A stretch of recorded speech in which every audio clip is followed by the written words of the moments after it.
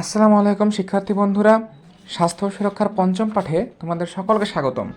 আজকে আমরা পৃষ্ঠা 69-এর যে কাজ শুদ্ধাচার ব্যবহার করে আমার নতুন আচরণ, এই কাজটার সমাধান করার চেষ্টা করব। তো দেখো, পৃষ্ঠা 68-তে বলা হয়েছিল যে আমরা এই শিক্ষণ অভিজ্ঞতার শুরুতে নিজেদের চিন্তা থেকে শ্রেণী ও বিদ্যালয়, পরিবার ও অন্যদের সঙ্গে করা এমন আরও কিছু ঘটনা যে কাজগুলো আমি বিব্রত বোধ করি তা একটি ছক পূরণ করেছিলাম। এবার এই ছকের আচরণগুলোর পরিবর্তে ওপরের 10টি আচরণ ব্যবহার করে কী পরিবর্তন আনতে চাই তার একটি পরিকল্পনা তৈরি করি। এখন পৃষ্ঠা 69-এ তোমরা দেখতে পারবে নিজেদের পাঠ্য বইয়ে যে শুদ্ধাচার ব্যবহার করে আমার নতুন আচরণ যে শ্রেণীতে, বিদ্যালয়, পরিবারে, অন্যদের সঙ্গে ইত্যাদি।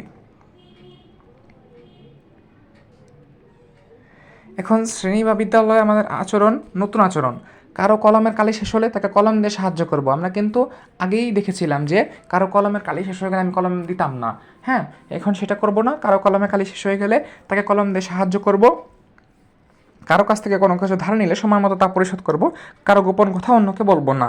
ঠিক আছে, আগের যে 4টা পাঠ আমরা পূরণ করেছি, সেই গত 4টা পাঠে থেকে আমরা শিক্ষা অর্জন করে আমরা সেই কাজগুলোকে নতুনভাবে নিজেদের আচরণে উপলব্ধি করে বসিয়েছি।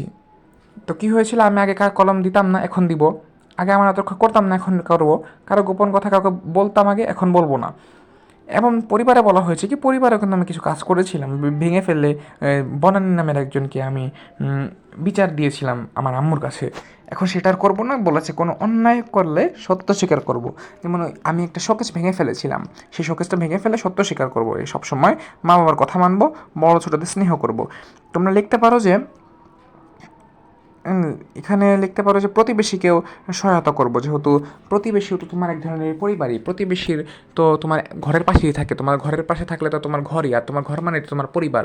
তুমি এটাও লিখতে পারো যে প্রতিবেশীদেরকে সকলকে সম্মান করব, শ্রদ্ধা করব। এখন দেখো, অন্যদের সঙ্গে কেমন আচরণ করা তোমার উচিত। অন্যায় দেখলে প্রতিবাদ করব। আগেও অন্যায় দেখলে প্রতিবাদ করার চেষ্টা করতাম, কিন্তু পারতাম না। এখন করব। কারো বিষয়ে বাজে মন্তব্য করব না।